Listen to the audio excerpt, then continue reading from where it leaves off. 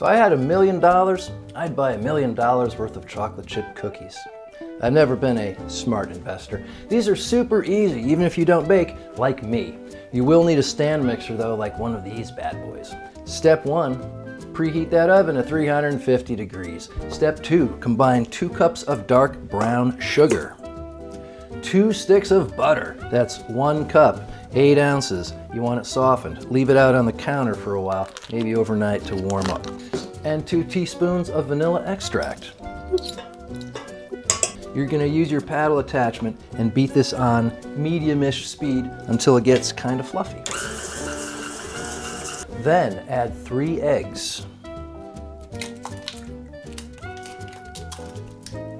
And give it a minute to combine. Once the eggs are mixed in, slowly mix in 3 cups of AP flour.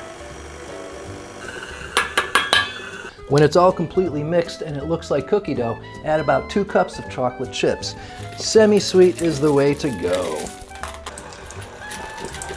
When the chips are all mixed in, turn off your mixer. Because once that flour goes in, you don't want it to mix for very long, or you'll end up with tough cookies, which is something a 2nd grade teacher of mine used to say when she really wanted to say, "Tough shit, you little b****." Last step, put some blobs of it on a baking sheet. I go with about ping pong ball size, and these are gonna flatten out as they bake, so make sure to give each blob some space. I'm also putting these on a silicone baking sheet, but parchment or a non-stick sheet works fine too. Put these in that 350 degree oven for about 10 minutes, then check them. They might be done, they might need another 5. It all depends on your oven and how well done you like your cookies. And there you are.